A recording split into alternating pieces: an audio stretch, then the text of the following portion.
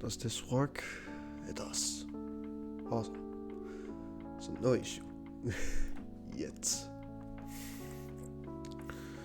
So hello everyone. Welcome to yeah, as it says, this is a preview or review of the Dragapult iPhone stick. A lot of you have asked about it, and I'm not gonna answer everyone because because I'm literally saying the same thing multiple times, and I'm not continue doing that. That was enough already to make me like, yeah, I'm not doing that anymore. So we're going to do a stream of it. Lot of preparation. I literally landed back home 2 hours ago, or I got home 2 hours ago. So that was just awesome. Anyway, I'm going to wait for a moment so more people can join in before we start. To make as many, because I know there's a lot of people who really want to see it.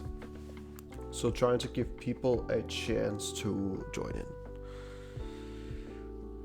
And Flores, how you doing? Hello? Am I excited for this? Probably. We'll see how it goes. I did a little bit of preparation for it for the last hour or so. Took a while, but finally got down to things. Because we have a lot of things to talk about. Thanks for the explanation stream. You're welcome, pal. You're welcome. Cool on you. Not so tired. A little bit tired. If I sound a little bit weird, it's because I kind of still feel like half sick, but they're still better, of course. So nothing special, but didn't sleep that well, honestly. Like, fun fact, the hotel I stayed in the day after, when I continued staying, for the next day, it was like, I turned off the air condition and it turned off in the middle of the night, so I got very cold during the night. It was so annoying when that happened. And Shodo, thank you so much for the follow, I appreciate it. Congrats everyone. Thanks pal, I appreciate it. And thank you for the follow yet again.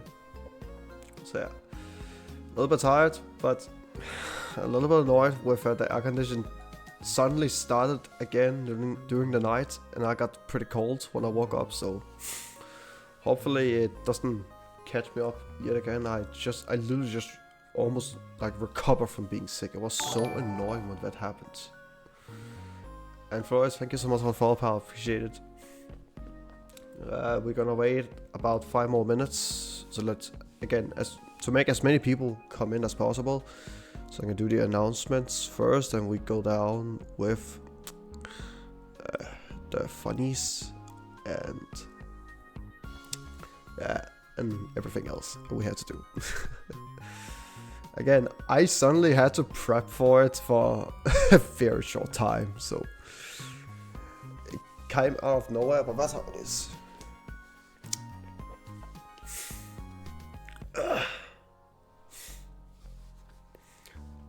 I just hope that I can get through this. So, but anyway, 5 more minutes.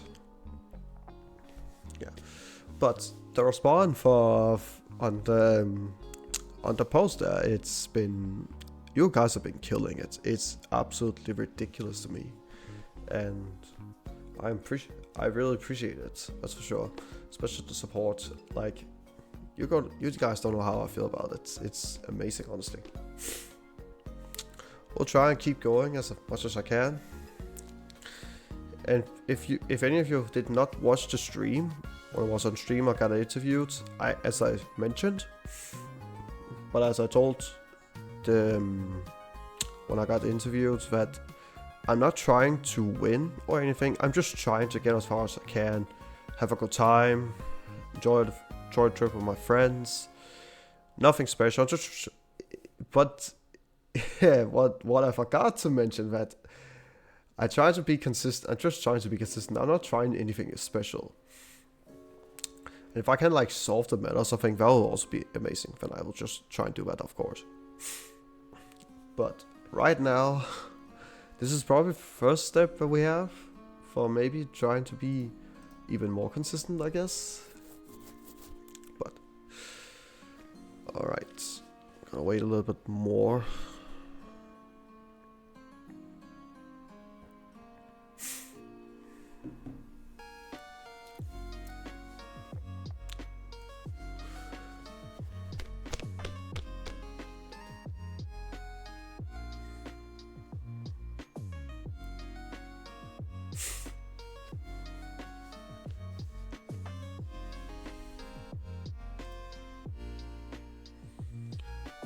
Maybe that should be enough for waiting, actually.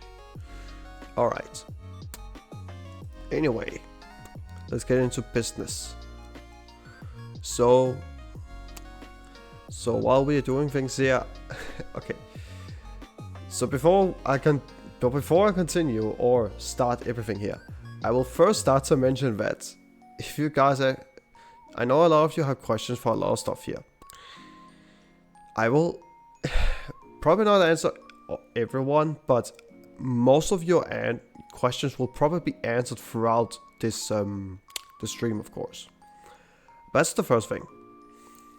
So just want to mention that. So, but anyway, I will also thank you all for tuning in. I am really appreciate for all of you for you guys want to try this out. It's really amazing. Changing out the 20 matches. So, but anyway, but before we go into things, I do want to have a couple shoutouts first of all before we move on. And is this the right thing? Just in case I do not mess this up. It is. I first off want to shout out my friend OJ, who first of all we got a picture together. Second of all, this is his first. He started playing the game around at the beginning of, or maybe at the end of last year, around that time. This is his third major event, by the way. He already got day 2, and he was 1 win away from top 64. When I found out he was in day 2, I was so happy for him, honestly. So really amazing for OJ to or Oscar. Which I call him OJ because that's what we call him mostly. So yeah, shout out to Oscar. Amazing to see him do so well. And hopefully this link works. It does. Let's go. And also another shout out here. I think it works. It does. Also want to shout out my friend Ricky, who is actually the one who started playing the deck before anyone else at our local. And this is his list, first of all. I hope you all can see this. You should be able to see everything. His list is a little bit different from what I played, but the concept is extremely similar and is trying to do the same thing, but we have different takes on the perspective of the matchup, of course. Like, for example, as you notice, he's playing Cornerstone Ogre and for Farigiraf EX. I will touch on Cornerstone probably later. If I forget so, I'm sorry. But if you have questions about the Cornerstone Ogre, feel free to ask me while we're streaming, or you can ask Ricky on his Facebook post on Verbank if you are on the Facebook site. So you can do that. He has a very long explanation of stuff here. Also giving me a shout out for making top 8, of course. And he's doing a different take. He does mention at one point, I think, what was it? Not 100% sure what. Okay, I'm not gonna try and look for it. But anyway, shout out to Ricky for being the creator, or the one who's been playing it for a very long time. Continue playing it. He did top 128 at Gdansk, I think it was, or something like that. And now he got top 64. So that's really amazing to see. And yeah. And one more shout out before we actually go into business here. I want to shout out my boy Nikolai Stibor for making top 16 at his, I believe this is his 5th major or something like that, but it's I think it is, I can't remember exactly how many he has played. He's played a lot of them, but I think it's like a 5th or something. And he got top 16 at Stuttgart, so that's really amazing. So managed to shout out to him for, I actually didn't think he was going that far, but apparently he did. But that's also because like the tie rate was ridiculous here, so that explains why he got as far as he did. Also, for anyone who's wondering what he was playing, Jesper is noticing he played Snorlax. Just to get that elephant out of the room, so everyone know he played Snorlax. He's always doing well with these anti-meta strategies, so it's not a big surprise to me. People don't like this, but this is his style of play, and he always does well with it. So not much to say about it, but shout out to him as well. Anyway, let's go into the announcements while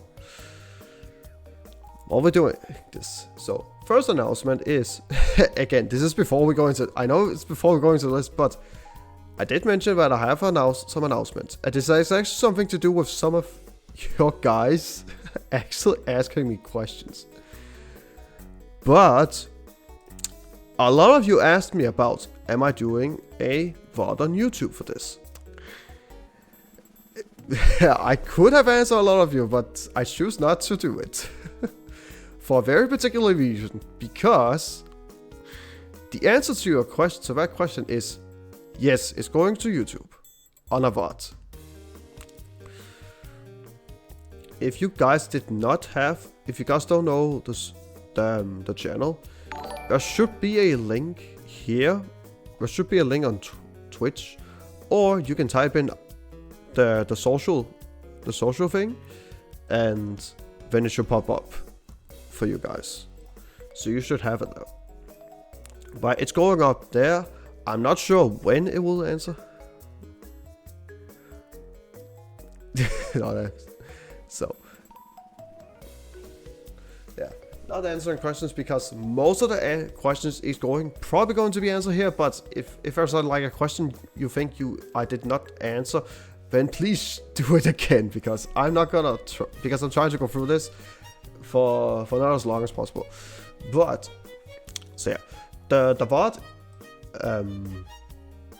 for the stream here, for everything, is going to be on the YouTube channel with time steps, by the way. So if you want to see a specific point in the stream, you can just go for the time steps. I will make sure that will be the case. I'm not sure when it's going to go up. It probably gonna take some time, but I'm in a working process with it at the moment. And everyone who's, by the way, and everyone who's follow or something like that, sorry for not shouting you off, but I'm trying to do as much as I can. But I think this second announcement will probably, some of you might already have been figuring it out, that this is probably something that's going to be behind the scene as a big announcement, because this is probably the bigger one. So a lot of you probably don't know this, but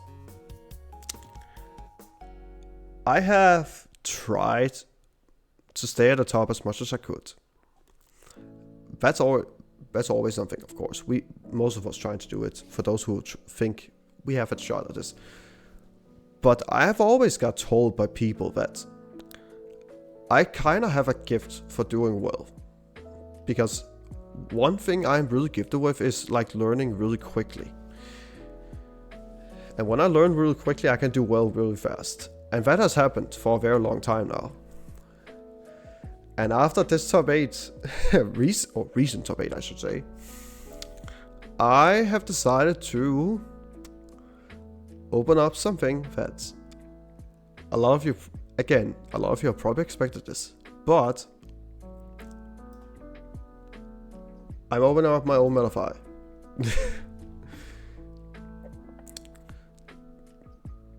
It's going to, I've just made a little bit of a note here, but it's not 100%. I'm not sure if it's going to be exactly that, but this is just the beginning. It's not 100% up and running yet, but will be it at one point. Once I'm done with editing and making it ready, of course. But the second thing is, or the second announcement, and it has something to do about Metafy as well. And you probably already have an idea what it is. And that is, there is going to be a Metafy course, I think that's how you pronounce it, on the deck as well. So if you want to learn more about the deck, you can go check it out. I don't have a link for it yet, but it will be up eventually. I will do a post on Twitter at one point about it, so you guys will not miss it. And you will see it up if you want to learn about it. In this stream, I will just let you know about the basis of the deck. Anything else, matchups, stuff like that will come up in the course. So you guys can check that out if you want to know about the deck. A lot of you are interested in it, to learn about it and its matchups. That's the best thing I can do about it right now. But anyway, enough of those announcements. So going to make the links ready in the next couple days. Hopefully I will be done with it at the end of the week. I'm hoping for that. But anyway, let's get into the real deal. So, done with the announcement, done with the intro. Now it's time to do some real things here. And that is talking about the deck. So, Dragapult and Thorns, cool concept. So, there is some small things to learn about the deck.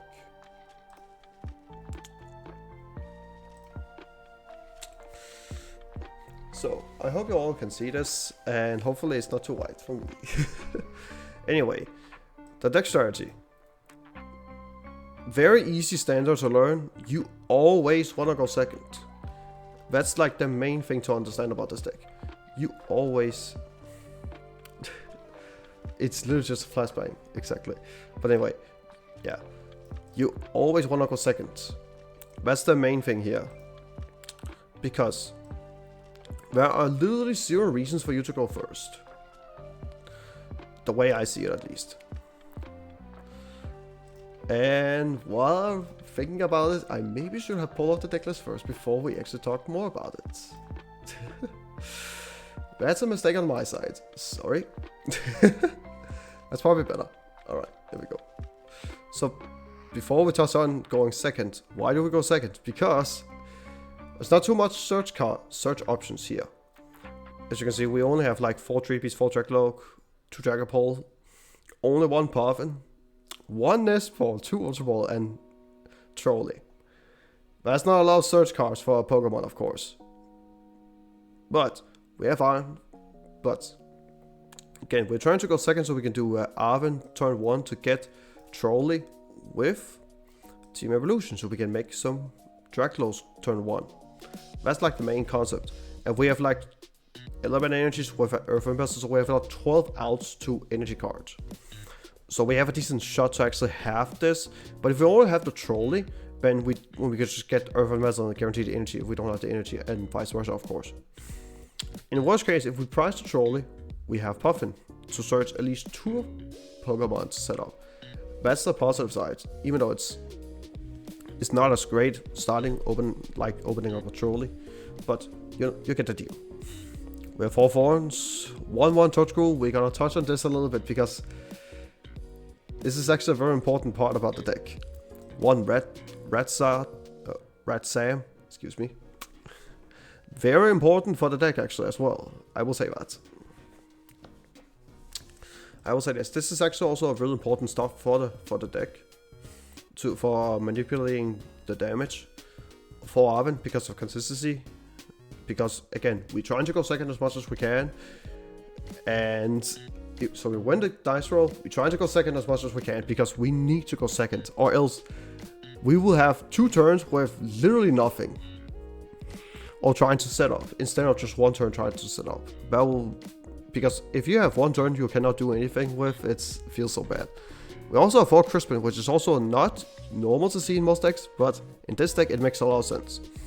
2 Iono, 2 Boss, 1 Toro. Toro is a new inclusion for Ricky's list. Ricky did not play this in Gdansk. It's a new inclusion he added into the deck, and it had felt pretty good in general. I tried it out myself. I actually like Toro a lot. Toro has definitely been the EVP card of the weekend, that's for sure. When you're not considering the Tosco, of course. For Pokegear, 2 Ultra Ball, 2 Night Stretcher. For recovery, the Trolley, of course, the Puffin, Nest Ball, Terror Orb. I'm iffy about the Terror Orb personally, but that's just me. It's me, but nice consistency surge is always nice for the Dragapult. 1 Earthen Metal, 1 Counter Catcher, 1 Lost Vacuum. This is also I'm a little bit iffy about, the same with Terror Orb, but it's nice rule no matter what. Team Evolution, 2 of them, 1 Rescue Board, 1 Future Booster Capsule, because if it's very hard to get that thing out of the active. Let me just say that. That is the difficult part. We have 4 Psychic, 4 Fire, and 3 Lightning to run up the energies. So, this is what we had to deal with. And this is the concept of how to actually play it out. So, again, as mentioned, we always try to go seconds. That's the main thing. Or else this is very tough to set up. Or it's real tough. Because then we have to need 2 turns to set up, which is not great. Second thing is an anti-meta deck. That's the type of deck it is. Normally you could say this is like Dragapult with a new friend, but it is technically an anti-meta deck that is trying to slow the opponent down with Iron Thorns and just control the whole aspect with like stuff like spreading damage with Dragapult while they have to deal with Iron Thorns early game, and then you just set up for Dragapult later, while also having Draglok as your draw engine, of course, which is a really nice draw engine as well. And Crispin is very easy to set stuff up, so it's really nice, especially when you have 4 of them. It's very easy to set up Dragapult while you have a loaded field with Dragloks, which is really nice. And also, Tosco makes it just way better against so many things. And for those who don't know what it does, it has the ability that says cards in your opponent's discard pile can be put into their hand by effects of your opponent's abilities or trainer cards. So it basically shuts off a loss. If you're thinking, what kind of stuff does it prevent? It prevents energy retrieval, superior energy retrieval, Night Stretcher. Keep Night Stretcher in mind, by the way. Pokestop as well. Why does it start Pokestop? Because it mills first, it discards the cards first before they add them. So they basically take them from discard pile out to the hand, which this prevents completely. And the most important one that it stops is Legacy Star against Red Chicago. If they use Legacy Star, they just mill themselves for 7 cards for no reason and don't get anything back from it, which is a very important factor here. If they cannot get cards back from the discard pile, which is a very... Yeah. But then also... But remember what I said about Night Stretcher? Think about Night Stretcher for a second and see how many decks actually play that card right now. Or especially decks that play a heavy amount of them. That's also an important factor to remember. That this shows off a very impactful card in the format right now. And also Pokestop, which is also like played in so many decks right now. So it shows off a lot of stuff. While this deck already trying to like do an anti-strategy against everything, like with Iron Force slowing things down, and Dragapult to spread damage to like clean stuff up at that point. There are multiple ways to play this deck out, but to be fair, let me say about the skill expression about the deck, it's not super difficult to play. It's very easy to understand. You just have to know when you have to use each card at which time, and also, but one thing I can definitely spoil for a lot of you, you have to know when to take knockouts. You cannot just be aggressive in every matchup with Dragapult. You have to know which matchup you have to be aggressive against. That's the main thing here. It's not every matchup you're trying to be aggressive. Sometimes you're just trying to slow the game down to a snail's pace that you're just winning in the end. Because one, Iron Force slowed people down already, but they had to deal with this. Second of all, Toadscrew slows. Some decks cannot really play under Toadscrew, which is really tough for them. So if you kind of get forced to deal with this as aggressively as possible, so they do not target your Dragapult line, of course. So that's something to keep in mind as well. But you're also putting a restriction on some of the cards, because you're shutting some things down, which is also important to note here. Also, something that a lot of people do not... Also, something that I have not done the entire tournament, by the way. But it's something to keep in mind. Alakazam can technically attack in this deck. What does it do? Not a lot of people know this, but for Psychic or Colorless, does 20 damage for each card in your opponent's hand. So if you're playing against, like, I don't know, a mirror match, randomly a mirror match by the way, it's gonna do a lot of damage if they have a very huge hand. And hitting for weakness, I don't think off the top of my head what has weakness to Psychic, but it's relevant to remember. And it's easy to do because you just need a Crispin to set it up, which is very easy to do. So yeah, it's an anti-mana pack, has some things about it. But anyway, let's just scroll a little bit down in the meantime. Now we go down to the matchups. I'm just gonna tell you how the matchup. So before we go down to this spectrum, I have tested this deck for 4 hours before I went to the tournament, before I went to regional. I have not played that much with the deck, so I'm not super familiar with every matchup and how they feel. I just play a little bit with it and just trying to have an idea about it. But with how fast I'm learning the deck, I start to understand how the matchups can be. But just keep in mind that some of the matchups that I might have an opinion on might not be the correct one, because I'm not into every matchup yet.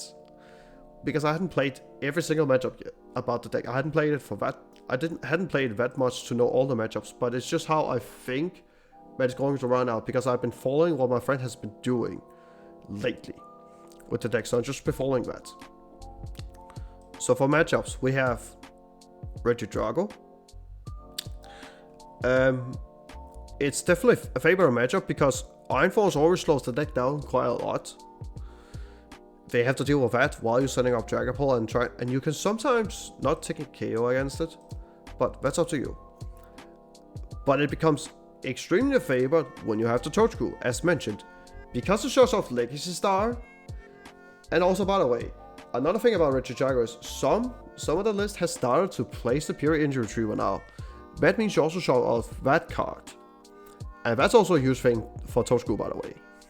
In fact, Legacy Star is not being able to use, so whenever I set up Toadscrew against the Regidrago, so I feel like I've been winning the game all the time. So this just keep in mind, but you should always remember that if you're playing Toadscrew, it definitely feels like a very favorable matchup, because that's the priority you have to evolve, of course, as well. But yeah, but it's just a favorable matchup if you do not play the Toadscrew, so it can be a little bit tricky sometimes, but it's just how it is. Now we have Raging Bolt. For me, it feels close.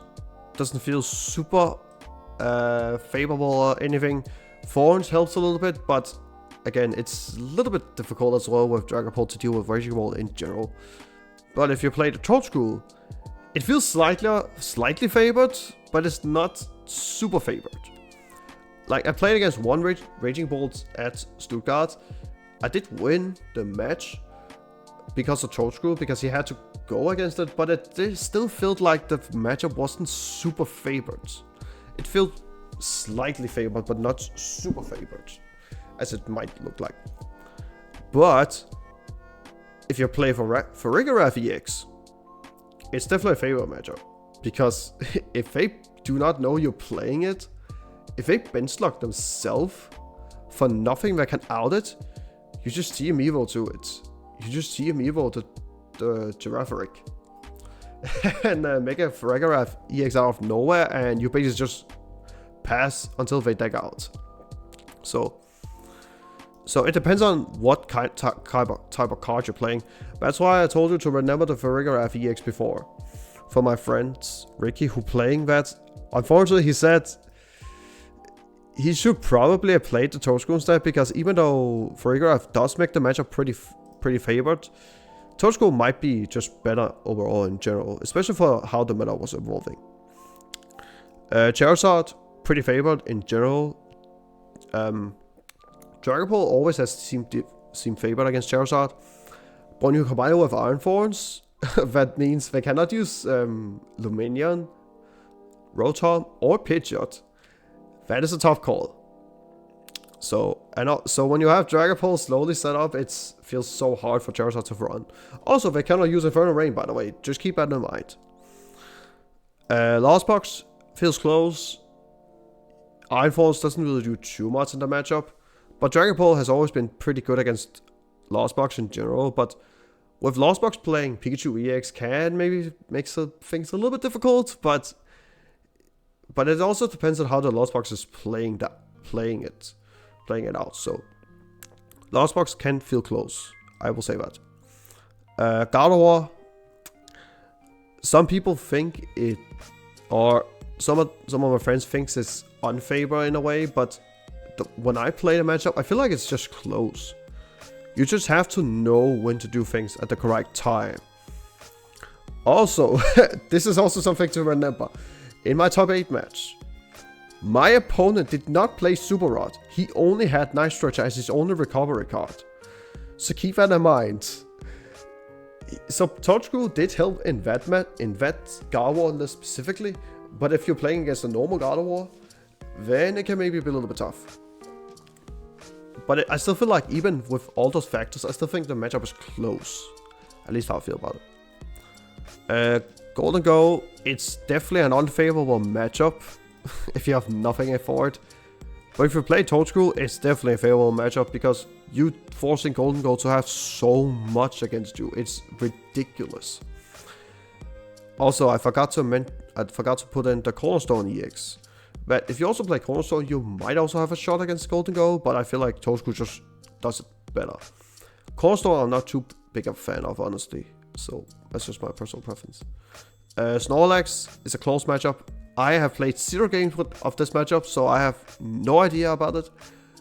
But from my friend's perspective, it sounds close, but I don't know about it. Terrapagos is, for my experience, I played in Terrapagos side. That is definitely slightly unfavored. That's how I feel about it. Because I played this matchup in Terrapagos side for some time, and it feels pretty hard for Dragapult Iron Force to actually deal with this, because Terrapagos you don't have really anything to shut anything off. You're only shutting off Pidgeot and Festivity, but that's it. You don't shut off Rotom or Noctowl, or even Dusknoir for that matter. So it does feel like it's a slightly unfavorable matchup, but could be close because Dragapult is still a pretty decent attacker in the matchup. Also, by the way, the reason why I'm saying Charizard is, even though it's a favorable matchup, but it also depends on how the Charizard is playing. I played a lot for Charizard side, and it feels okay, but still favorable if you don't know what's going on, of course. But now that people are probably gonna test the matchup a little bit, I could definitely maybe change this to be close, but I'm not 100% certain yet. But anyway, let's go into the next one. We have Lugia, very favorable. Like, I don't know why. Like, again, you're playing basically an Iron Force deck, so are we really surprised to see very favorable against Lugia? No. Plus, I think it's more consistent to deal with Lugia, honestly, because you could just like crisp into stuff, and it's just, oh my god, it's disgusting. Miraidon, pretty favorable, but if Miraidon plays Zapdos, man, it's slightly unfavored, honestly. Like, I played against one Miraidon the entire tournament though. But if they have Zapdos, I might actually have lost one of the games. like we're talking instantly losing. So this is like just very terrible. So this can be a real tough one, but in general it should be okay for the most part. Because you are slowing them a little bit down with Fire Force though. Now we have the 2 parts of Cloth, because we seeing the one without Terrapagos and the one with Terrapagos. It's 2 of them. If it's without Terrapagos, I feel like it's close. This is one of those matchups again. I hadn't played a single game of, but it could be close. But I'm not 100% sure. But against Cloth Terrapagos, I feel like it's favored because I played against it a couple times now, and I had very few troubles with it. So I think this matchup is fine, honestly. It feels favored for sure. Dragapult, slightly unfavored. That's what I feel about it.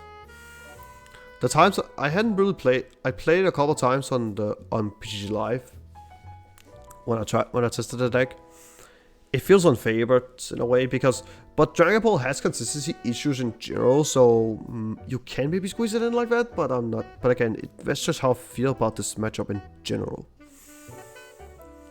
And that's it. Should be. Yeah, that's it. So those are the matchups where it's like important to note. I know there's a lot more decks like, you know, the Gouging Fire, Turbo Moon. I don't know what else could be there. Palkia maybe, I don't know. But those are the ones I just want to highlight that are the most popular decks in the format right now. That is the most important part here to remember, that this is the matchups to remember. Again, I'm going to make a VOD on this, so you can always rewatch this when you have time. So, but those are the ones I'm highlighting more than anything. The pros about the deck. Just making sure I don't go too far. Okay. So the pros about the deck. Pros and cons, because we have to talk about those as well. So, one of the pros it has is it has a good matchup spread. We cannot deny that. It really has a good matchup spread. The time I've been testing this deck, it definitely feels like it has a really good matchup spread, which is also why I liked playing it to a tournament. I could definitely see myself play this more because of its matchup spread. That's what I really like about a Pokemon deck, is it has good matchup spread when I don't have to think too much about it. Then it doesn't matter what I play against, I feel okay into anything, so that's fine. So that's nice. It has a strong draw engine in the Draglog, which I already talked about. It's a strong draw engine, and the fact you're setting up on the turn is, and because you're setting up on turn 1 when you go second, it's really powerful, of course, so you can see a lot of cards really quickly. Also, Thorns slows the game down, so Dragapult can follow aggro decks' speed. Also something to, again, this is the problem with Dragapult in general. If you don't have something to slow that deck stuff like Raging Bolt down, you basically are extremely unfavored against those, because you don't have time for that. Because you're trying to win the game in a different way that other decks do not do. Because you can either like take the game slowly, instead you take like a KO once in a while, or maybe like try and take 6 prices in one attack or something like that. But against aggro decks, there's no time for it. You need to be just as aggressive as them. But if you slow them down with Iron Thorns, that should be enough for actually to work. Also, almost everything want to go first. That's also something to keep in mind. This is another reason why this deck was actually working in a way, because almost everything is trying to go first. Every single coin flip I lost, they chose to go first. I'm like, sure, that's what I want, because if you're going first, then I want my strategy to work, which is also why it's good as an unknown strategy, of course. When people don't know about this, but now that people probably gonna know this now, it might not be as good in game 2 or 3, but you can probably still squeeze it out if you're lucky enough. Also, Iron Force and Dragapult's damage output is a good number. What do I mean by this? So Iron Force hits for 140 damage. That's already a decent number to two-shot a V-Star Pokemon and slow the game down. That's really cool. But when you have Dragapult who does 200 damage, that does 200 damage, that equals 340 damage, which is just a perfect number to KO every stage 2 in the game. So that already fixes a lot of the things that the format is. So for example, this is once again, if you're slowing the game down with Thorns, you attack and stuff, and you attach the energy to your Draglogs that you're trying to evolve to Dragapult next turn, or you evolve it and you attach the energy to make sure it's ready for next turn. In case you know that your Thorns is going down, you're getting headshot and stuff like that, and you just go up with Dragapult and you KO stuff from that point. So pretty good number to hit with these two combined. And Dragapult's rare attack is really powerful in general. The attack is really powerful in general, so that's also something to keep in mind. Now we go down to the cons. The cons are like the things that I personally dislike about the deck. This is just my personal take on the cons that I feel about the deck in general, and why I also was a little bit against playing it myself, but this is like the main things that you also should keep in mind about this deck. So the cons is the deck has consistency issues. I will not take it away from this. I think I mentioned it in one of the comments that it has consistency issues. I cannot take it away from that. I said it multiple times with my friend that the deck feels inconsistent. And it just has that. That's like the main issue with the deck. And this is also why I lost my top 8 match, by the way. Because I just wrecked in game 3. And I drew pretty poor in game 1 as well, but I managed to win somehow. So yeah, the deck has consistency issues, so keep that in mind. If you feel like you're not drawing anything you want, it definitely feels like it has consistency issues, because if you don't get the turn 1 Arben, by the way, when you go second, it feels horrible, because you're already a turn behind at that point. So just keep that in mind, that you're not guaranteed Arben turn 1 all the time. Even with Poke Gear, you still need to try it. You can technically fix it with some stuff, but I'm not gonna go into those details. Can't really go first. There was a couple times where people wanted me to go first when they noticed I chose to go second when I won the coin flips, and this deck has very few ways to play going first. Like, I already mentioned that if you're going, I think I've mentioned already, but if you're going first for this, it feels horrible. Like, absolutely horrible. Yeah, because this is, again, you're doing 2 turns to do your turn 1 setup, to do your setup, which just takes a long time. Plus, again, remember, there's not much consistency or access to Pokemon in general. There's like 5 cards with access Pokemon, or basic Pokemon in general, and that's it. So unless you hard draw a lot of stuff, then this is all you have. This is why going first is definitely not a good option, for sure. So if you've been forced to go first, it feels horrible. I will agree with that. So also, if Thorns is not in your opening hand, can make things difficult in the early game. This is another thing about the deck. Starting Thorns is amazing against literally so many decks. But when you're not opening Thorns, it definitely feels like you're struggling in the early game. Even if you get the turn 1 Arben setup. Or evil play, whatever we now can say about it. But that's just how it feels about it. If you're not starting Thorns, you don't feel like you're slowing down your opponent down enough that you can actually follow their speed and power. There are sometimes opening hands where you can actually open the Thorns turn 1 in the active, going second, but then your opponent already had the chance to use those abilities you're trying to prevent, which is like the small details of and the cons about this deck. So not opening Thorns can be a little bit problematic sometimes. And you sometimes have to pray they also don't draw super hot for turn 2 or something like that. So that's like one of the few cons I have with it. Because if you're not starting Thorns, it feels horrible. And I did notice that Sebastian didn't mention about if you open... What was it? You start 3P against Lugia. Like, this is also another thing. If you're not starting Thorns against Lugia, you have to hope you can find it as aggressively as possible. But because you have something in play that is not an Iron Thorns, If they somehow manage to can get 2 archetypes in this card while also gusting up that Pokemon that was not Iron Thorns, then you're basically losing against Lugia on the spot. If they get double archetypes up with Summoning Star, you're instantly losing that game. You cannot win the matchup if you don't have Thorns. So, but this is once again what the consistency issues also goes in as well, because if you don't have this consistent out to Iron Thorns, you're basically losing the matchups you're supposed to win. That's something to keep in mind about this. That Thorns is sometimes the reason why you're winning games, but it sometimes can be a little bit lackluster with consistency.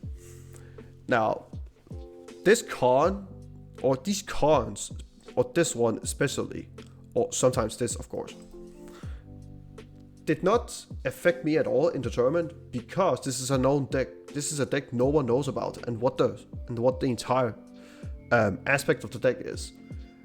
So I will also say this: I have been a little bit lucky with opening Thorns a couple more times than I should, of course. So I will say that I was a little bit lucky there in a couple of instances. But this, because people don't know about the deck or the list in general, this didn't really affect me at all. But it's still something that I will mention still, just so you know what the cons is, because this is the one thing I always disliked about the deck. But that's just me, but how I feel about it. So yeah, those are like the small things to know about the deck and the strategy. Also the matchups as well. But the cons, I had to go a little bit more deep, a little bit more depth in this, because you have to understand that the deck has problems. It's the same way as Lugia sometimes, but this one is less affected by it, because when it's unknown and it's measures where it seems, and also it's not as difficult to set up as Lugia. It's a little bit easier to understand and also go into. Is Ditto? I thought I'm trying to squeeze that in. You could do that to increase the consistency in some ways. So yeah, but anyway, this is just one point. I just want to point out that the deck has consistency issues, and always keep that in mind. So if you're thinking that you're playing the deck and you don't do super hot on ladder, for example, then that is the reason why, because the deck has consistency issues. So I just want to touch on that, because that's also very important stuff here. But with that in mind, and first of all, I need some water, because I've been talking for like close to an hour at this point without pause, which is actually brave, not gonna lie.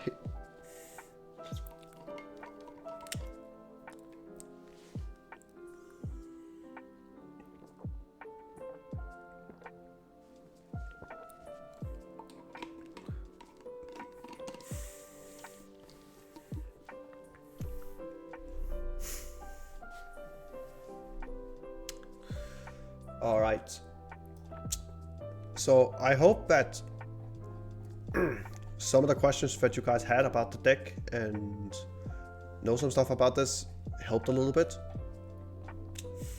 But anyway, let's go into the next part, and that is the tournament run. So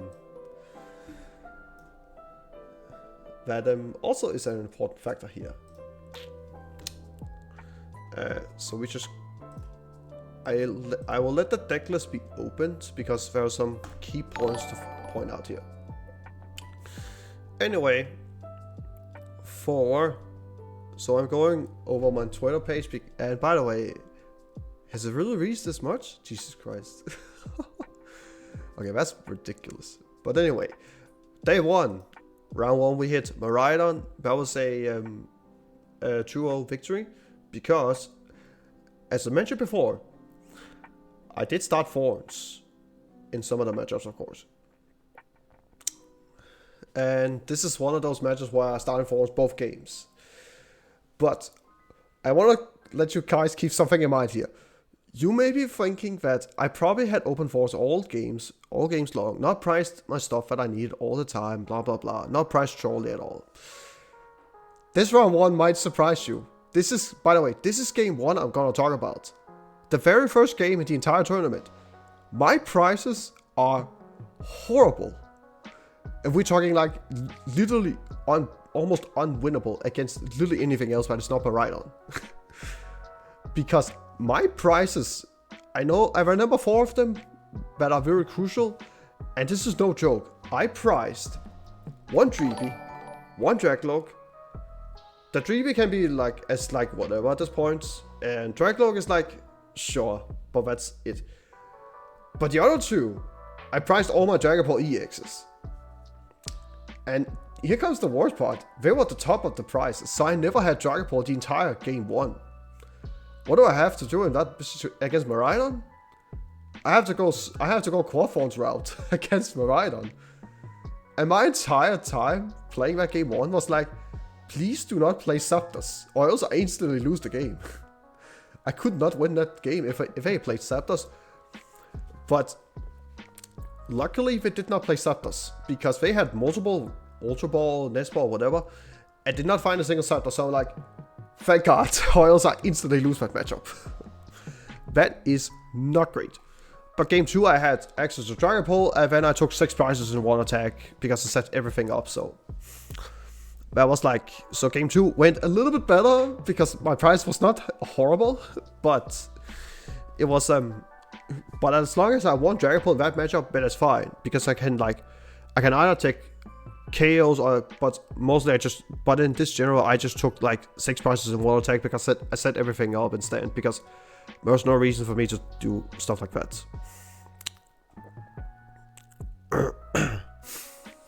And round 2 was against Raging Bolt. Excuse me. This is where the Toad was really good, because my opponent, I don't know what they were thinking. This is the weirdest part. They read the card 3 times to understand the card. What do my opponent do? They used Pokestop 3 times. 2 energy retrievals and an ice stretcher, while the Toad was in play, by the way.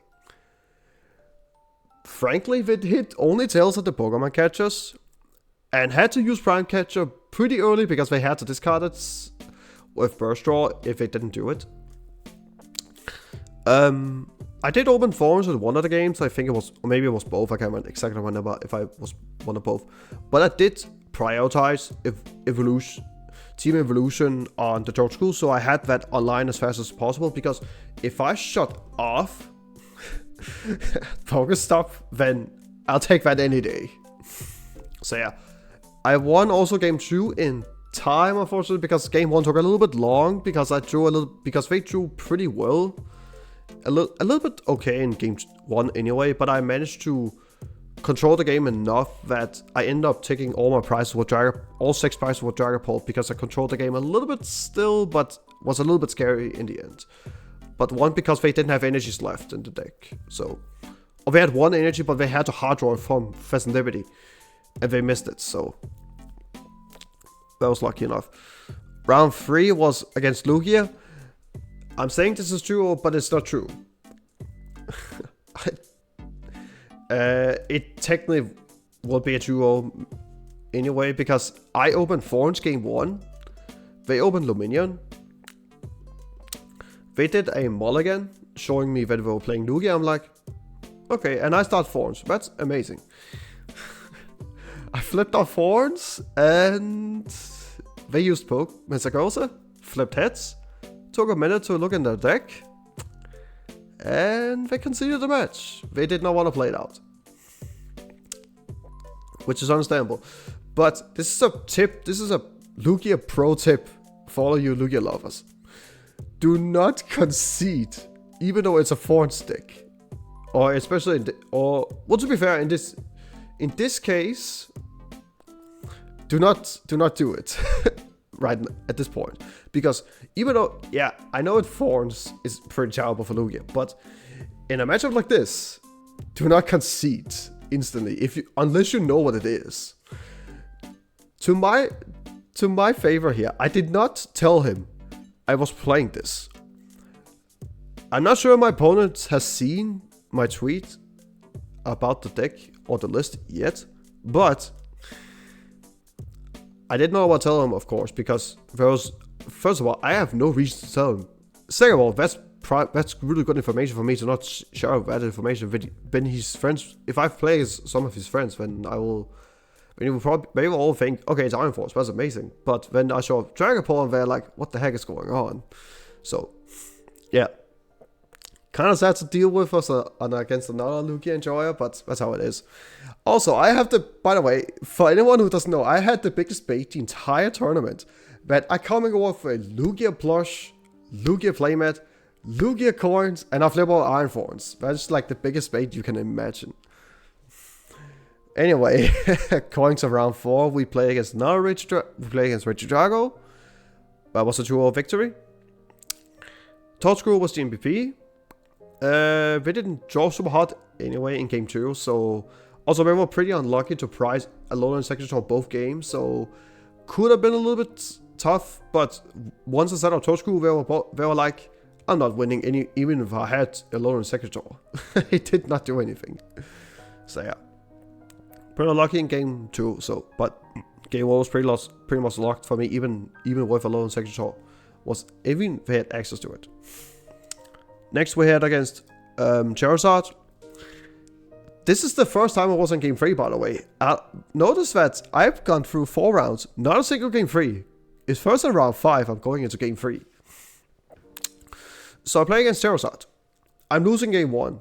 Not because I didn't start Thorns, but because they drew the nuts. Like, literally the nuts. They KO'd all my Dreepies. I think it was just... No. Oh yeah, they did. They KO'd... Yeah, they KO'd both Dreepies in one turn. On turn 2, by the way, they opened the nuts. Like, they opened candy into Charizard. With Canceling Column, Hearts drawing Canceling Column, by the way. And Rare Candy does not into KOing. Or it was actually evolving into Dusclops. Do 5 damage counter on Thorns. Counter catch up one of my Dreepies. Dragloaks, excuse me. And that's the end of that. And then next turn they just started throwing or something like that. I can't exactly remember what I had, but they just drew extremely well. That was insane of a draw sequence we got there. In game 2 and 3, I pretty much got the game. I had the advantage because they did not know what to do, and they didn't draw the nuts for once. So once they did not do that, it was like, yeah, it's pretty much over at this point. So I won game 2 and 3 pretty handily because they didn't know what to do. Round 6 was the stream match. It was against Asian Box. I'm going to touch a little bit more on this in the next section because we're going to look at the stream match as well. So do a little bit preview on how to play the deck.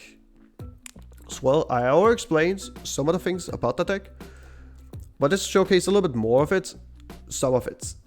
But it's against Asian Box, so Thorns might not be too relevant here, but you get the idea. Round 7. This I did not expect to happen, but I played against another Asian Box, which was mind-blowing to me, by the way. Also notice we got back to the usual 2-0 records. So the usual 2-0 sweep again. This one, I was not happy to win, honestly. I won game 1 pretty handily because Toadscrew did mess up the Pokestop and Night Stretcher, by the way. Also, this is another one who used Pokestop on the Toadscrew and hit 2 items. I'm like, bro, you cannot do it. You just read the cards. I'm like, and they're like, oh yeah, that's true. That happened a lot.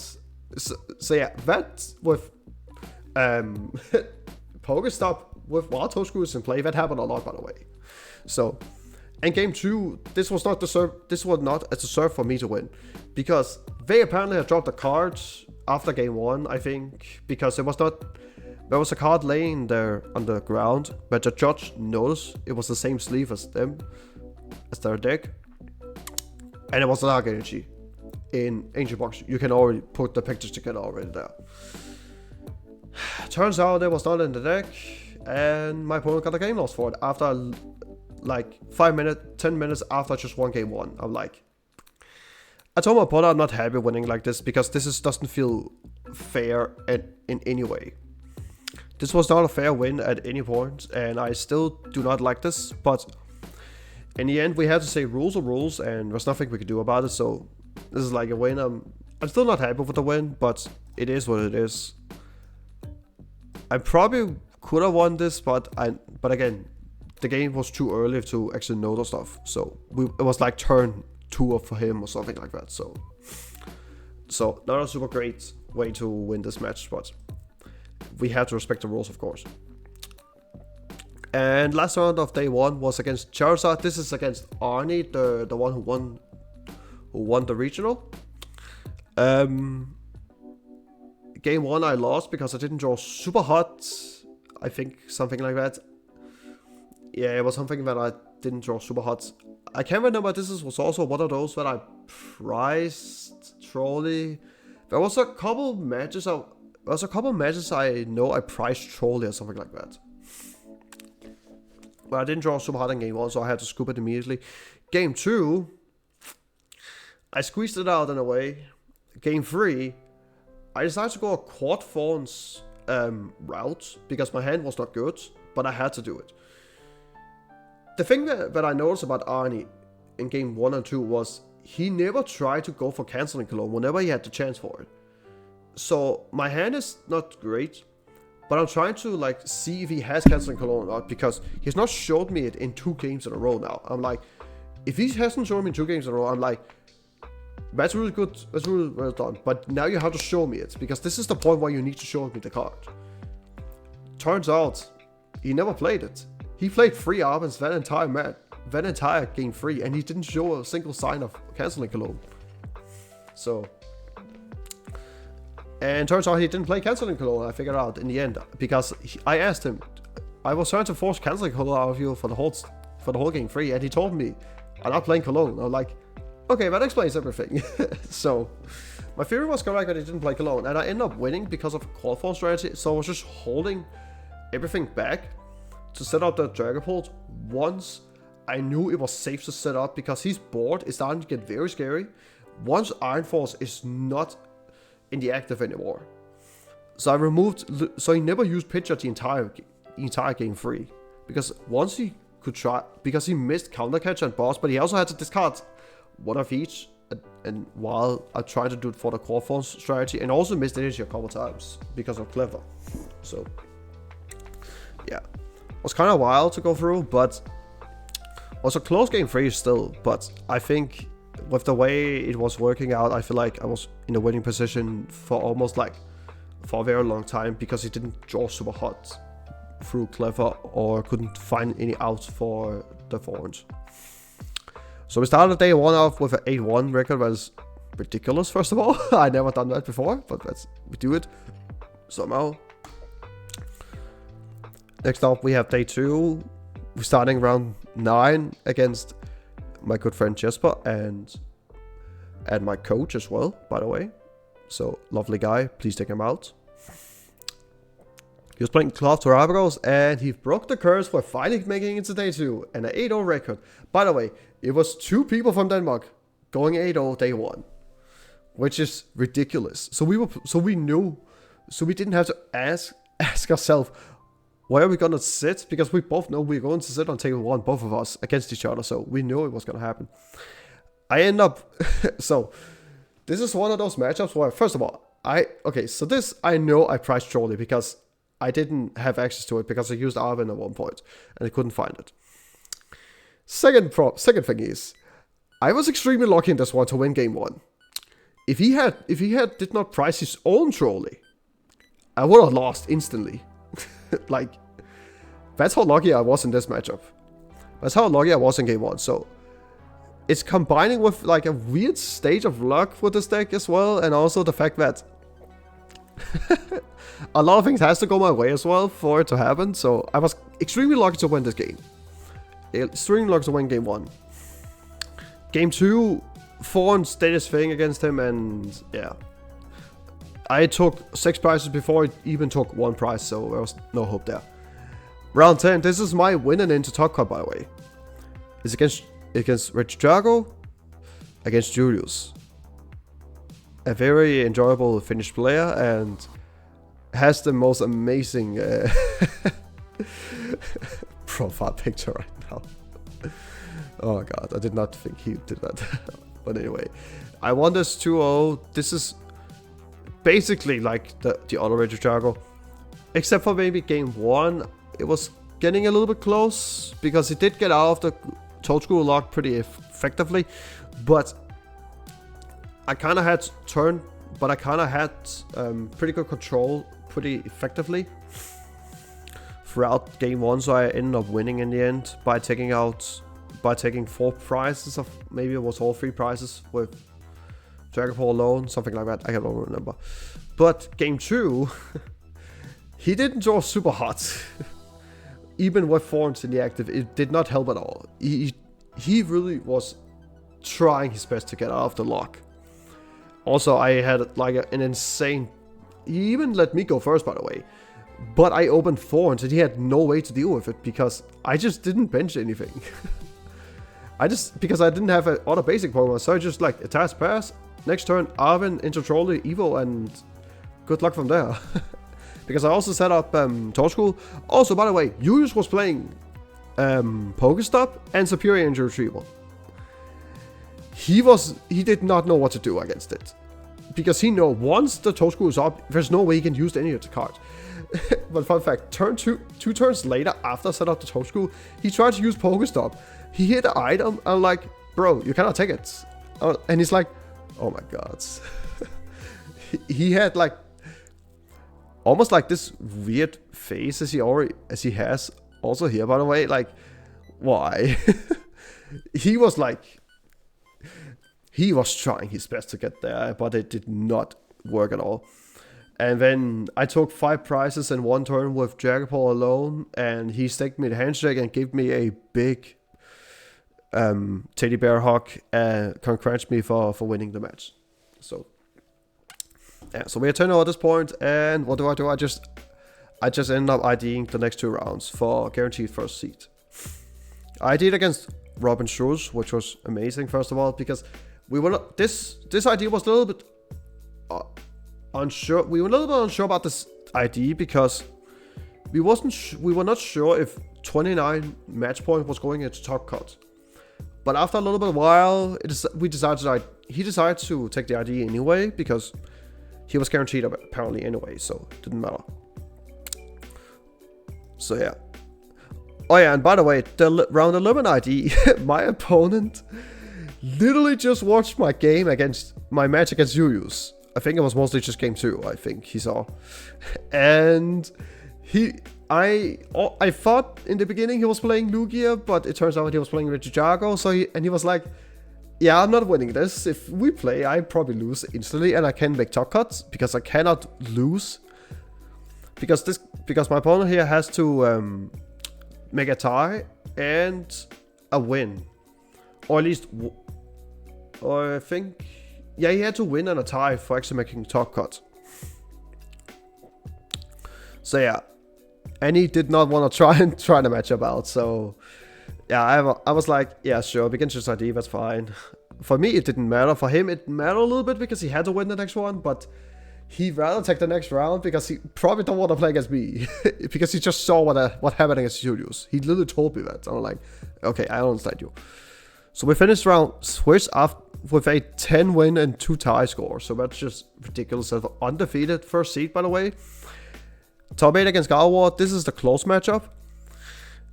I was 3 prizes behind in game 1, so I had to play a little bit differently against him. But I managed to squeeze it out. So because Toadscrew, because this is where I was trying to figure out if it was not playing Super Rod or not, because there was so long he tried to go after my Toadscrew for some time. I'm like, why are you doing this? Because then I was like, he probably doesn't play Super Rod then. He might only play Night Stretcher. So Toadscrew was pretty threatening apparently. So yeah, that worked. So I won game 1 pretty handily because of Toadscrew, because he couldn't recover some of his attackers and it was so difficult for him to recover from it. So I won in a 33-minute game 1, by the way. It took very long time. And then the judges literally told us, you had to play a little bit, keep up with the pace of play. I'm like, what? This game took so long. We had to do a lot of thinking here because, first of all, he doesn't know what my deck does. But he has to play under a lock that his deck cannot play under. Apparently, because all these recovery cards is shut off.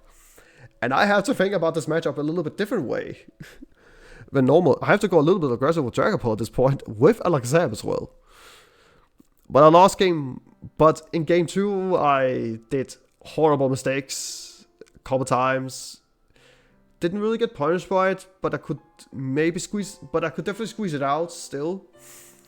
I just missed a lot of stuff in the end of the game, so I couldn't take it home anyway, so. And then game 3, I literally ultra break. This is the consistency problem the deck has. It was just like an instant, it was like I could not play. Also another reason why I sometimes couldn't play against some of the ones that I play in game 3, because the draws was not great.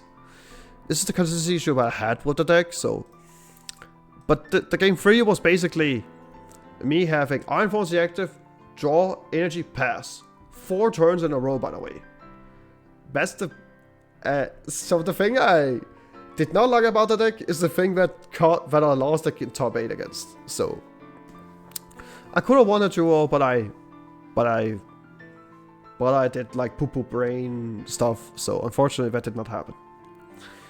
I'm not sad about losing top 8. Of course, it's my fault to lose, to throw game 2 completely, and game 3, of course, it sucks to lose because of that, but I said it multiple times that this is probably the way, if I'm going out in any match, this is the way I'm going out. And it happens. With a way of me doing mistakes as well, so. But yeah, technically went undefeated, so. I could have gone undefeated if I won the whole thing, but that's how it is. So yeah, this is the tournament run I had. A lot of things happened there, of course. But anyway, let's get into some of the spicy stuff. And yeah, we're going to take a look at the round 6 one. And it is the stream match. I'll do a quick review on. We have this in 2x speeds. So by the way, this is the first time I was ever on stream, by the way. And oh yeah, this is also something I will talk about. The fact they actually put my world's top 256 on accomplishments, I was like, I did not expect them to do it, not gonna lie. I thought we were going to take my top 64 finish at, what was it, Bochum Regional, I think it was, something like that. Something like that, I don't know. But, Liverpool top 16, expected. OCIC top 32, expected. Little Regional top 32, expected. This one, I did not think they were going to take it, but they did, I guess. So, honestly, I'm actually happy they took this, because this is probably the achievement I am most happy with. Even though I now made top 8, but this is still the one I'm most proud of. Well, maybe the top 8 is probably a little bit better, but this is one I'm most proud of, because this was my second Worlds I ever attended.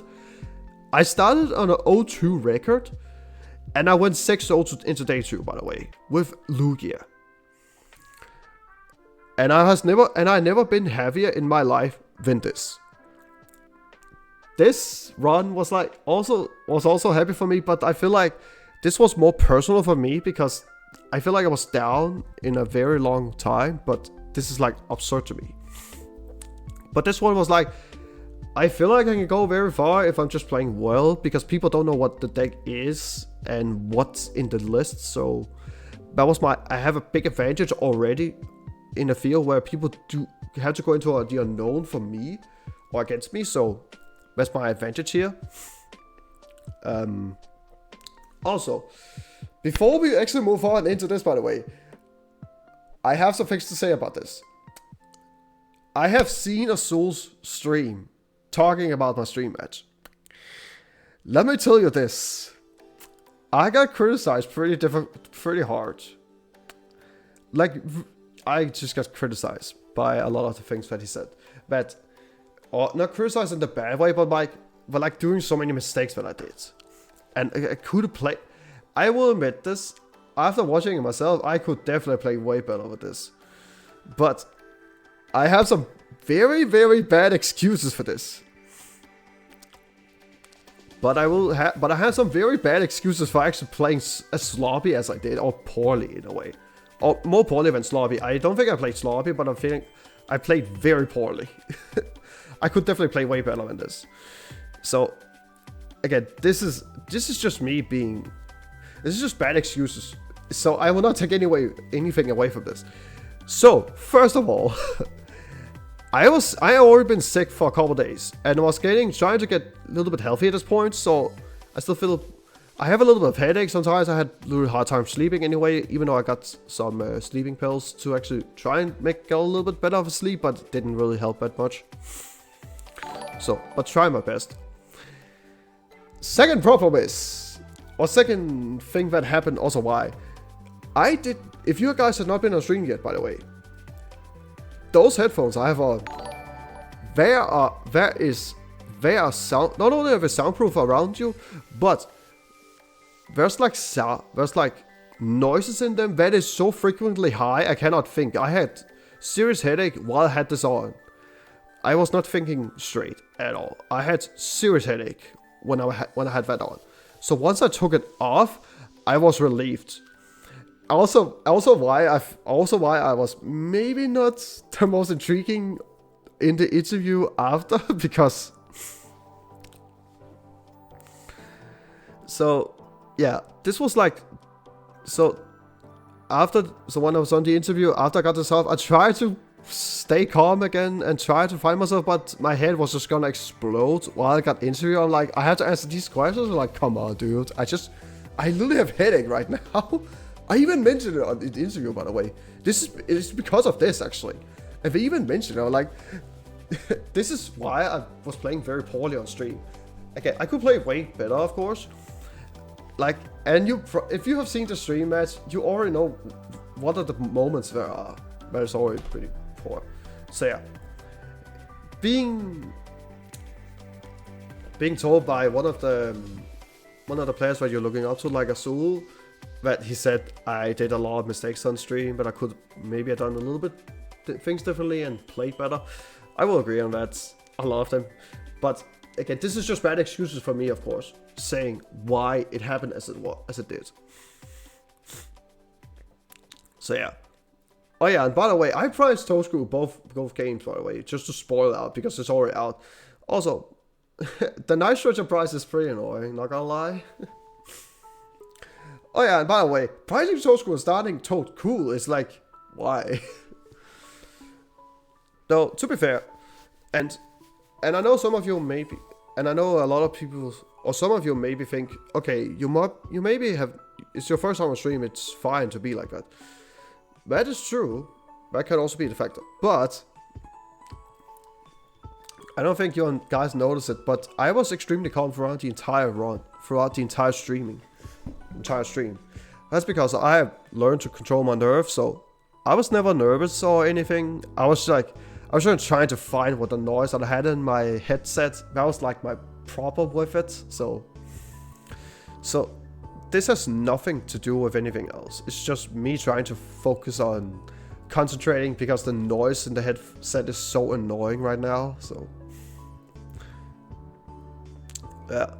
By the way, the Pokestop I did there in the beginning is, I was trying to find a Pokegear because my hand is literally just nothing. I have also, again, I was not thinking straight there. One, I was on stream and I hadn't tried before.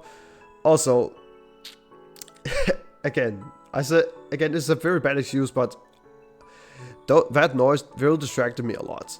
So yeah, I was not playing super clearly here because I underestimated the noise or the sound or the noise that was in the headset. So I was very annoyed by it. And concentration was not my biggest grab here, unfortunately. But my opponent's going to do an Explorer's Guidance. So get some stuff, of course. Yeah, and by the way, I attached to the tree first, and I did not. And again, I had Crispin in hand. I know I could just use it, and I was actually thinking of doing it, but I choose not to.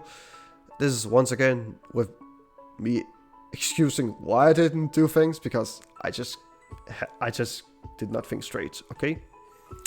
So, I already kept that in mind for you guys, that this is why I'm playing weirdly on stream and doing a lot of mistakes. Even, and after watching it myself, yeah, I could definitely see myself I could play way better here. But I top deck Poké and got an Arbin from it, and I'm super happy, and even got the Trolley TM Evo combo, because my hand is filled with energies, somehow. Oh, and by the way, that Dragapult EX into Dragapult was literally just the perfect setup, and I was not even trying to go for that. I was just trying to find a Poké here, but I apparently made a Dragapult. And if you guys have seen the match, you already know what's going to happen here. Oh yeah, this is also another mistake I did. I tested the lightning energy. I should test the fire I had. It makes no sense to test the lightning because I know there's a lightning my last lightning energy is priced. I discarded the first one with, Pokestop. My second lightning is priced, and I just has the third one, so I cannot attack with Thorns the entire match. Also, okay, also another thing here to note. I know a lot of you are questioning, why do I bench Iron Thorns in this matchup?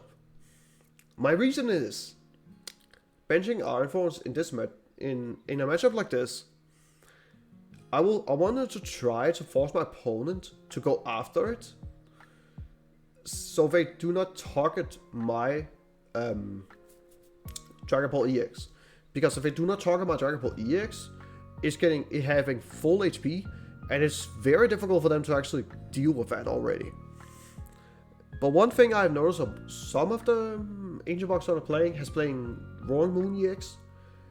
And I was trying to force that out as well to see if they were playing it or not. Because if they are playing that's just an easy price for me to take. To take multiple price turns, and that's what I tried to force out. But they apparently never played Ice. But they apparently never played it. They played like Patra and EX. I don't remember if they played Fast. I might remember, but I can't remember. But I don't think they played, honestly. But I'm just trying to force them to target my Iron Thorns, because if they do that, they still have to take 2 more prize cards. But because they're gonna KO a 1 prizer before they target down my Iron Thorns, that means they go into an awkward price trade. That means they have to take multiple knockouts still to take the game. Also, one last thing. Because if they're going to target after my Iron Thorns while taking the 1 prize out, I can sometimes not trigger counter catcher for them, because that's also another thing I tried to deny counter catcher as much as I could while I'm taking KOs. Because if they cannot gust around my Dragapult, then I can maybe Toro heal it later. Toro heal it later. And then try and come with a fresh Dragapult later. While denying counter catch. So I force bosses all after them while they having no energy in play, which they cannot boss me because they need to build off energies. And also to see if they had Dark Patch in their deck as well. So even though my head is in pain with all the noise in the headset, I'm still kind of thinking ahead, but playing very poorly as well is another thing. So yeah, I had a lot of things in my mind was happening there. Also, my opponent was also a little bit yeah, my opponent was also playing a little bit weirdly as well, with some weird decisions, because it was also their first time on stream as well, so they were a little bit unsure about how to play it out, which I do, which I'm perfectly fine with, and I have no problem with. So, and I think that's completely fine, because it was their first time on stream as well, so I do not want to say anything about it. I think it's just perfectly fine that they're trying everything they can to play it as optimal as possible, because that's like the main thing here. Okay, so attaching here to the Iron Force is maybe a mistake, but I was trying, but because I know I had a Crispin in my hand already, so I could already set up the second Dragapult, so it shouldn't be a problem here. Except for the fact that just real that I forgot that I had the second, the last fire energy in my hand. This is the second mistake I do. I put damage counter on a Roaring Moon, which I shouldn't have done. I should have put it on the Greninja because it didn't make sense to put it on the Roaring Moon. But I put the damage counter on the Flower Mane. That is always the correct thing to do if there's Flower Mane active. Because then you can take an easy prize later and take multiple prize turns at one point. But yeah, putting damage counter on the Roaring Moon, that was definitely a mistake on my side. Again, me with bad excuses, but yeah, I was not thinking straight there. That's all I can say.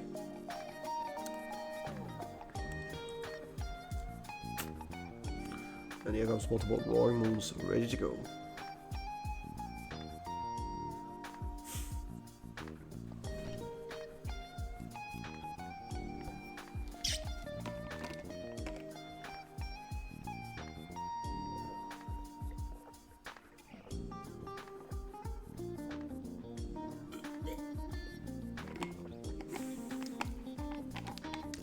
So the secret box here is, I definitely understand the fact that we're using secret box. It's to try and make sure the Flower Mane doesn't get KO'd, which I completely understand, and I think it's actually a really good reason to attach it. As it is.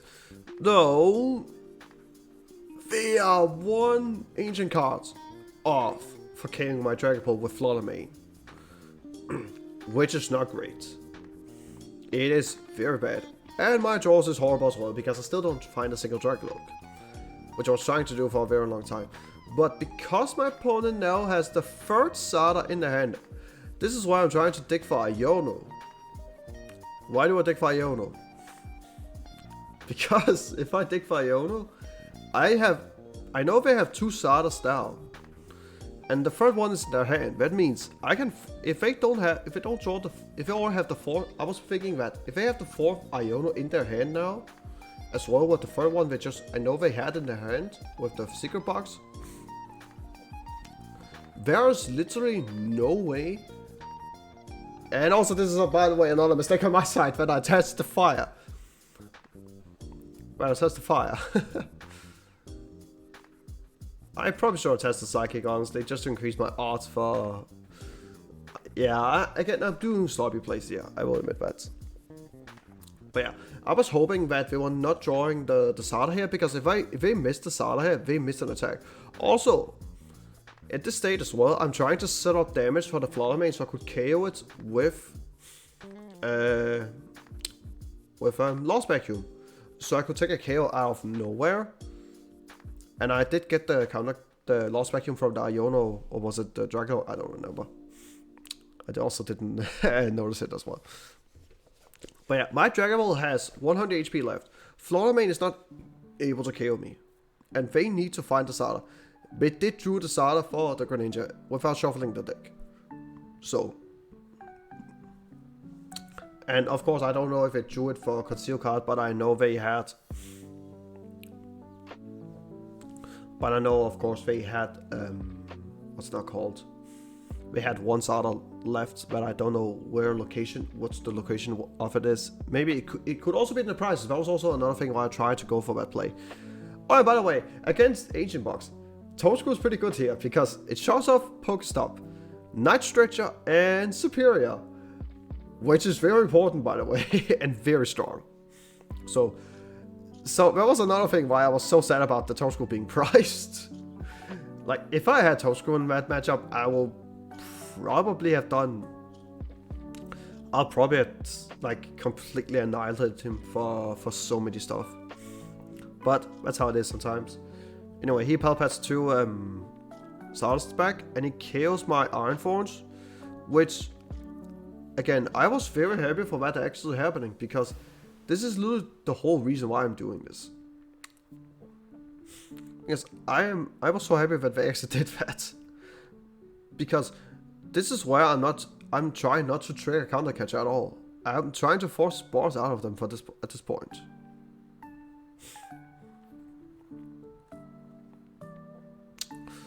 So I do some drag logging.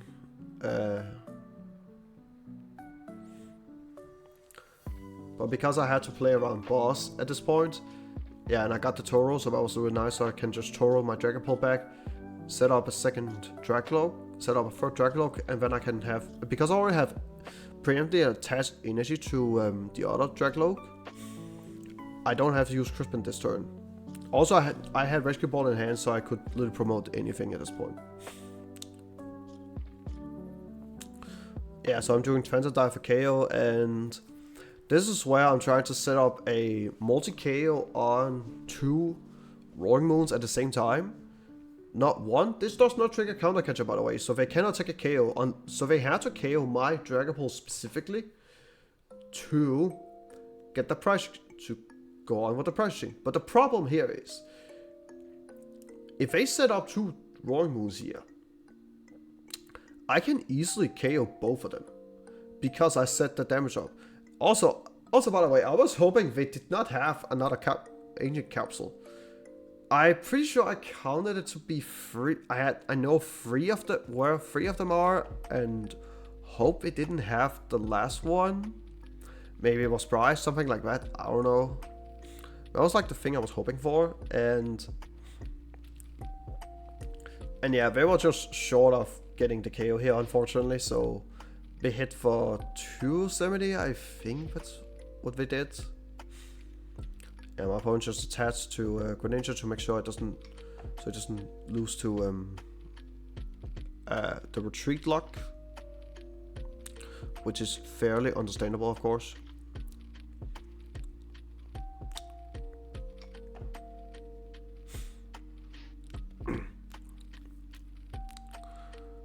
Yeah, I'm pretty sure it was 270 damage if I'm not mistaken here.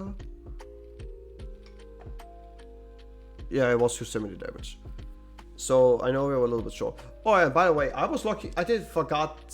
This is again me playing really weird, but I forgot a price Alakazam and I got it from the price, which was really nice. Also, I just doing Dragapult to just fit my deck. I had already had boss in hand. Yeah, boss in hand, got Alakazam for prices, so I'm moving 2 damage counter from Floramain over to Roaring Moon. By the way, this is why I should have put the 3 damage counter that I put on the Roaring Moon. I should have put them on Greninja, because then I don't have to. Then I could literally actually take all 3 prize cards at this point, because I could if the damage counter was on Greninja, I could have moved the 2 over to the Roaring Moon with damage on, boss up the bench Roaring Moon, lost vacuum away the Ancient Capsule on the Floramain.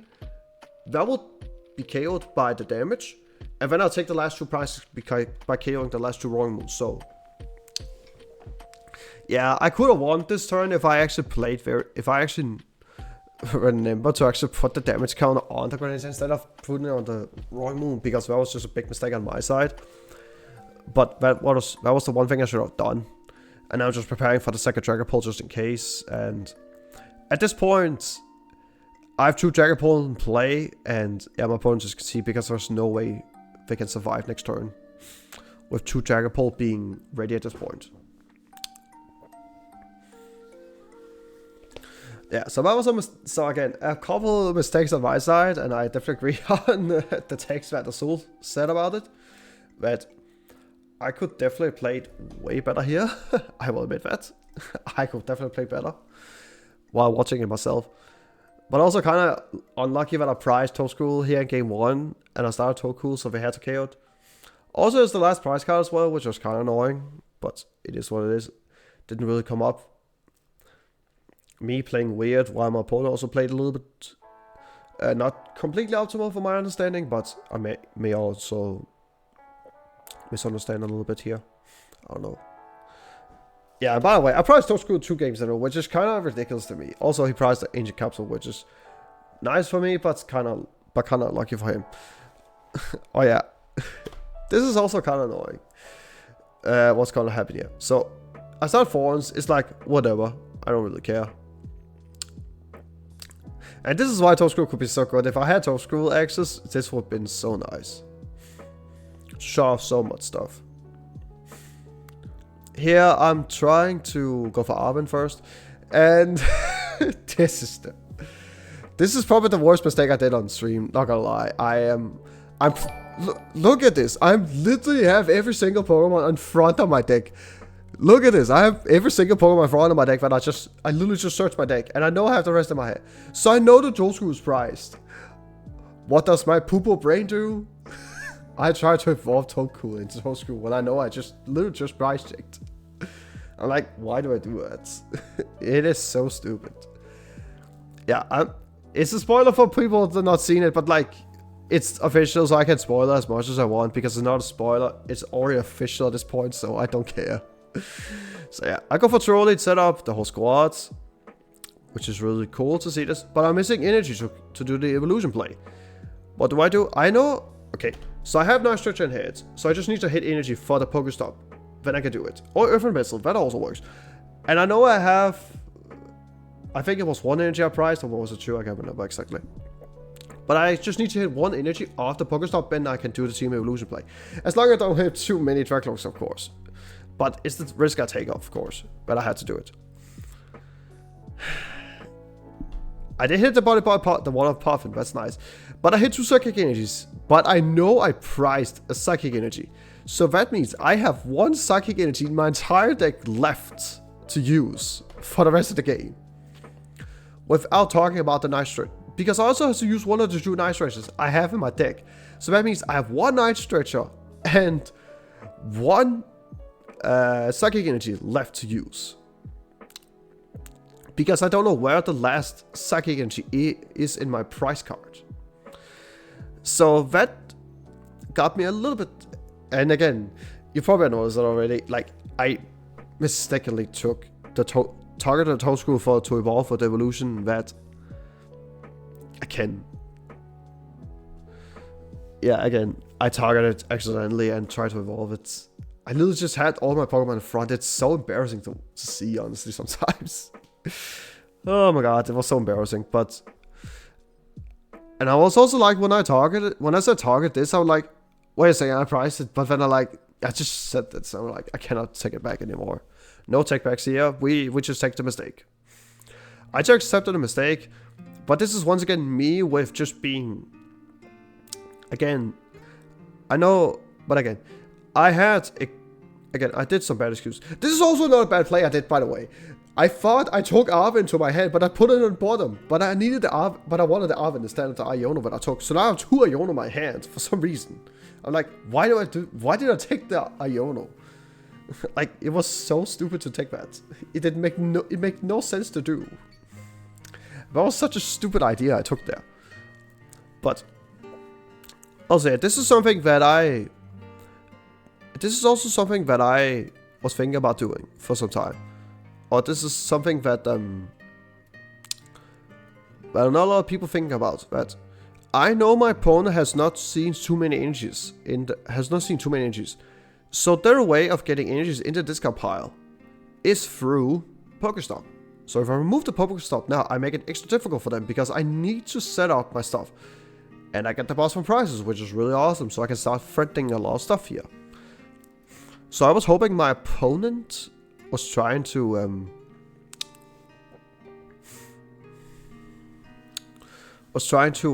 I forced my opponent to have everything in their hand to actually make a starter play without retreating here. But their hand was not good enough for it, and they had to retreat to do the starter here. But it drew into a couple of energies, or was it Earth Vessel? No, it was a Pokestop, but we also drew an energy, I noticed that. A Night Stretcher. Oh yeah, and by the way, another thing here. I'm not sure how many of you have been feeling it. Maybe some of you may feel it, but me choosing Toadstool and not evolving it probably could look away that I was like trying to do bad stuff. I was like trying to troll my opponent that I had it, but choose not to evolve it just to show dominance, which could look like it, but of course it's, again, I already explained why it happened, so it's not to try and serve dominant, like troll my opponents, something I will never do that. That will be very disrespectful for sure. I would not go with that factor. So yeah. Anyway, I'm trying to dig for a future capsule because if I had the Arven turn before, so I did not have to do all the hoops with trying to find the capsule. Luckily, I found the capsule, but still, like, why? And this is why I'm just trying to go extremely aggressive here and just, like, completely control the board. Because if I had Dragapult inactive now, I basically have so much control in this game right now that I don't think it matters what my opponent do at this point. I feel like I have too much control in the game right now. Or this because I mistakenly accidentally target my Toadscrew or my Toku. So that was kind of annoying. Yeah, and the fact my opponent has to use double Night Stretcher just to draw cards with Greninja is kind of insane. But their draws was pretty nice actually. It was Sada plus Roaring Moon, which is very, very good draws for Greninja. I will admit that. That's really good draws. And this Pokestop was so bad. It was a Pokegear and 2 Roaring Moons. I was like, what? You literally just used 2 you literally just used 2 Night Stretchers, and now you're milling 2 Roaring Moons with your Pokestop. That is so unlucky, man. Like, it was so unlucky for my opponent to draw with that draw sequence. It was that insane. So yeah. My opponent's trying everything they can to try and get out of the situation. They do have enough for the KO, right? Yeah, they're doing 200 damage there. So they do a counter catcher to take the KO on the Iron Thorns, which makes sense here. It's not a mistake they're trying to do that. And they're trying everything they can to make a comeback here, but at this stage... But this is once again, because they counter catch off my Iron Thorns, and because I'm so far ahead at this point, like... This is definitely a situation of me just completely absurd dominance in this game. Like, I just need another Dragloak set up and another Dragloak with energy on, and then I probably have this game in checkmate. And at this point, I'm just trying to see what kind of resources my opponent has left, so I know what I have to deal with. I'm putting down Alakazam to try and set up the damage on the Radiant Greninja so I don't KO the Flawlhorn. And I'm just doing Iono to like aggressively hand stop my opponent as well, because I'm trying to find a Dragloak. One of the 2 Draglocks I had left in my deck, but I still miss it even after all those draws. So was a little bit on... it's definitely a mistake on my part, but... Also, by the way, the movement on the damage did not matter at all. It was just me being silly there. I was just silly doing that. After I did the damage, honestly, after I did that damage, I was like, why do I even do it? It made no sense to do. Like, I could literally just not use Alakazam, just bench it to bench it. But... I don't exactly know what my thought was, but it might have been something with, I thought they were playing Penny maybe, but it could also come up. But again, you don't know it. But again, the damage will not matter at all. It was just like, it will be the exact same scenario. Also, by the way, here at this state is like if they just try to attack, I don't think it matters anymore. Because I can KO the Flawlhorn at any point now, and they need 2 ancient Pokemon in play. They need 2 ancient Pokemon, or 3 ancient Pokemon in play, excuse me, to make sure they actually have a way to attack next turn or retreat. But they cannot put a Flawlhorn down, because that's like a very dangerous one to put down on play. Here we use Secret Box to get the Sada and try and get an energy, but they're guaranteed with the Superior, so that's nice. Unfortunately, they only have 1 energy left in the discard pile, because they have been lacking of getting energies, man. It's so... Oh no, wait, they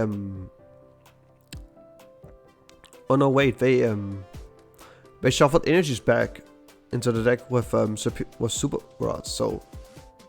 Yeah. And they counter catch around my Dragapult because, again, it's either that or they don't take a single KO here. But again, it doesn't matter what they do. It doesn't matter if they KO on something or not. If they don't KO my Dragapult that turn, I pretty much has this game locked in. So yeah, here I once again miss the Draglogs. I don't know how I do it, but I use up and grab Ultra Ball to get a Draglog. So I finally have one set up.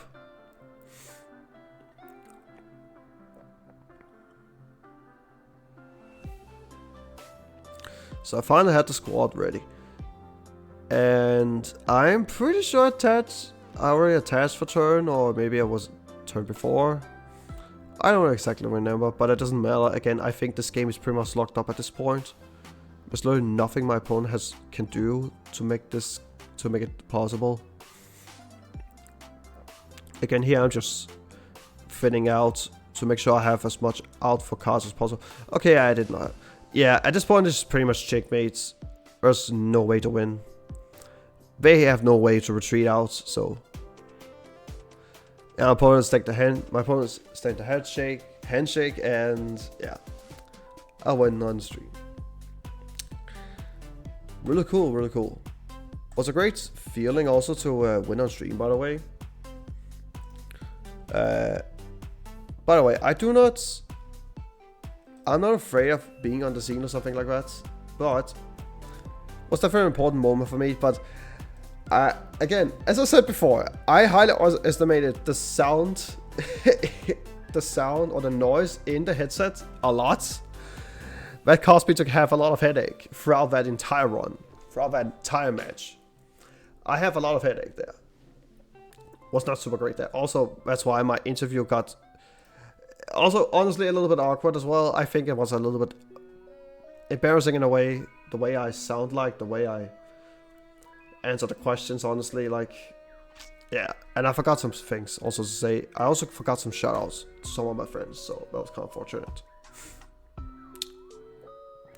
So I'm a little bit sad about that, but it ended up as it is, but it was still nice to be on stream for once. Also, I'm very calm in most situations, so I'm like, yeah, it doesn't really matter if I'm streaming or not, but that's how it is sometimes.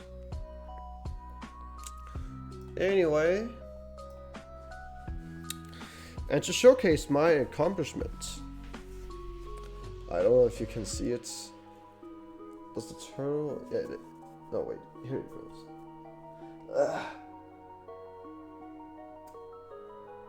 Top 8 finish. I don't know how to do this. Honestly, it's a little bit annoying that it's again Terrabagos we're getting, but I honestly think this playmat is not bad. I think it's a really cool one, so I'm actually not mad about if we get Terrabagos again. So I actually think it's a cool playmat. So I don't regret it. It's nice. But anyway, I think that is going to be it for this review about the deck. And I talked about my stream match. That was a little bit important to also talk about why things end up going as did, because normally I don't care about criticism at all, because I'm like, if they had opinion on it, then it's like, sure, but I want to hear people's opinion on it. And not just like, oh, you just play bad. But I want to know why you think that. I don't care about if I play bad or not, but I want to know why did I play bad? What could I have done differently? And if you have a better opinion on that than me, then sure, I don't care. That's just how things are, okay? Give me an opinion, then we can talk. And I honestly don't care about criticism at all. That's not something I go after. So yeah. And there is a lot of talk in the chat, of course. Mostly it's the same. I'm not sure if everyone has got the questions answered. Pretty sure it's not. But again, I noticed some of the questions was there, but I cannot answer all of them honestly, because some of the questions you're coming with is actually going to be on the Metafire course, so I cannot share that information for you. I'm sorry about it, but that's just how things are right now. Again, I will set up the Metafire course.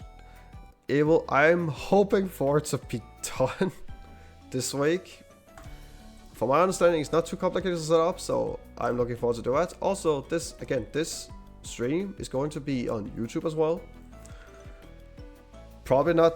You probably don't have the link, but it's on the Twitch profile, so you can watch it. So you can actually find it there.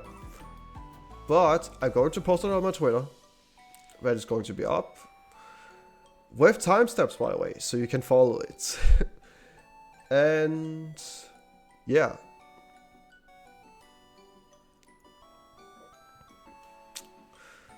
Mistake on social. Yeah, that mistake was definitely. It was honestly pretty embarrassing. But you know, it's not just a mistake. It's a very big misplay from my side, because I know it's not in the deck. I really had all my Pokemon in the deck. I had all the Pokemon in front of my deck. That's the problem. So it was kind of embarrassing to watch, but that's how it is. Gameplay with commentary. I have thought about it a little bit with the commentary stuff, but that's not on the. It's not my biggest priority right now. But I have thought of it for some time. But I'm tired, and I will try to take a little bit slow from now. So we're going to rate someone. But then again, guys, it was amazing to have you all here. It's been fun. It's been very long for me talking about so much stuff. It took me a while to make the script, in a hurry as well, to actually make sure the time actually mattered here when I said that it's going to be live. Because I got home a little bit later than expected, so I was a little bit of a hurry, but that's how it is. But we made it, and everything's fine. Alright, see you, pal. Anyway, we're going to rate a fella here. If I can remember how to do things here.